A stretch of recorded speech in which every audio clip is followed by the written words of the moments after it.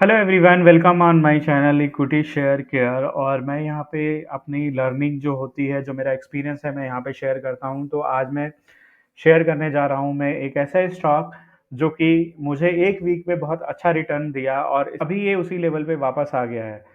तो ये जो स्टॉक है ये है जिंदल शॉ। और ये स्टॉक बहुत ही बढ़िया स्टॉक है। मैंने जब इस स्टॉक को परचेज किया था 12 दिसंबर के आसपास, तो ये 92 के आसपास मैंने परचेज किया था।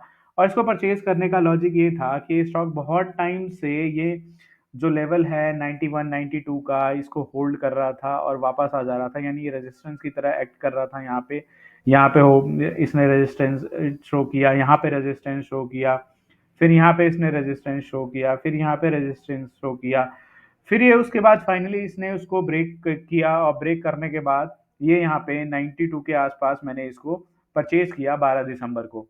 तो जब मैंने परचेज किया तो मैंने देखा कि अब ये जो रेजिस्टेंस है उसको सपोर्ट की तरह अब ये एक्ट करने लगा है। तो मुझे लगा कि अब इसमें अच्छा खासा अप मूव आ सकता है। और ये करीब अप मूव 15% का था। इसने जब यहाँ सपोर्ट को इसने होल्ड किया और यहाँ पे काफ़ी अच्छा वॉल्यूम भी आया। अगर मैं वॉल्यूम की बात करूँ 12 दिसंबर को, तो काफ़ी अच्छा खासा वॉल्यूम भी आया। और इसने 92 के बाद हाई लगाया इसने 107 का, और उसके बाद ये डाउनफॉल आने लगा। डाउनफॉल आने का रीज़न ये है कि मार्केट में कोविड के न्यूज़ेस कंटिन्यूसली आने लगे, चाइना में केसेस बढ़ने लगे, इस वजह से स्टॉक बार बार गिरने लगा। बट मैंने अपना प्रॉफिट 16 दिसंबर को 102 के आसपास बुक करके यहाँ पे निकल गया था, क्योंकि जब न्यूज़ आई थी तो मुझे लग रहा था कि अब ये गिरेगा। अदरवाइज मेरा टारगेट 110 के आसपास का था और मैं इसको वहां तक होल्ड करता, तब जाके मैं इस स्टॉक को निकालता। बट मैंने अपॉर्चुनिटी देखी कि मुझे अब निकाल देना चाहिए, तो मैंने निकाल दिया। 10% का रिटर्न इक्विटी में एक बहुत अच्छा रिटर्न मैं मानता हूँ। 15% 20% अगर आपको मिलता है तो ये बहुत ही अच्छा एक रिटर्न है। अभी मैं स्टॉक इसलिए सजेस्ट कर रहा हूँ क्योंकि ये क्या है, 91 के आसपास वापस आ गया है, यानी ये वापस से सपोर्ट के आसपास आ गया है। तो अगर मार्केट में सेंटिमेंट नहीं खराब है तो आप इसको वॉच लिस्ट में डाल सकते हो। और अब ये रेडी टू बाय है, आप इसको बाय कर सकते हो। इसलिए शो कर रहा हूँ क्योंकि मैं इक्विटी में ट्रेड करता हूँ मैक्सिमम, मेरा फ्यूचर ऑप्शन में इतना कोई हाथ साफ नहीं है। अभी मैं इसमें थोड़ा थोड़ा फ्यूचर और ऑप्शन में थोड़ा थोड़ा मैं डेरिवेटिव में घुसने की कोशिश कर रहा हूँ, एक लॉट से जो मैं शेयर करता हूँ अपनी कुछ प्रॉफिट और लॉस। और इक्विटी में मैं टेक्निकली और फंडामेंटली देख के स्टॉक में इन्वेस्ट करता हूँ, जो कि मुझे 10% और 12% के आसपास अगर कोई स्टॉक रिटर्न दे तो मैं उसको बाय कर लेता हूँ, अगर मेरे पास पैसा है। तो अगर आपके पास पैसा है और आप नहीं चाहते कि आप फ्यूचर और ऑप्शन में ट्रेड करें और पैसा वहाँ पे गवाए या कैपिटल लूज करने का आपको अगर वो रहता है, रिस्क है, तो आप इक्विटी में भी बहुत लॉन्ग टर्म तो नहीं मैं कह सकता, बट हाँ, 2-3 महीने के लिए अगर आप इन्वेस्ट करें तो बहुत अच्छा रिटर्न गेन कर सकते हैं। 15% 20% एक बहुत ही अच्छा रिटर्न माना जाता है, जो कि मोर देन 7% आपका एफडी के रेट से ज़्यादा है, सेविंग बैंक में सेविंग के इंटरेस्ट रेट से ज़्यादा है।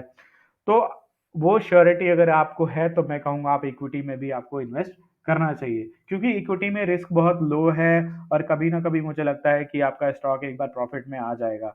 अगर हम देखें कि जितने भी अगर मैं पीएसयू सेक्टर की भी बात करूं, हालांकि पिछले महीने तो बैंक्स ने भी काफी अच्छा खासा परफॉर्म किया। कुछ स्टॉक ऐसे थे जो कि डबल हो गए, यानी अगर मैं साउथ इंडियन बैंक की बात करूं तो ये ऑलमोस्ट डबल हुआ, 8 से ये 21 गया। मतलब आप सोच सकते हो कि कितना परसेंट रिटर्न दिया। मैंने इसको 8 रुपीज पे बाय करके मैंने इस स्टॉक को 13 रुपीज के आसपास मैंने यहाँ पे इसको निकाल दिया था।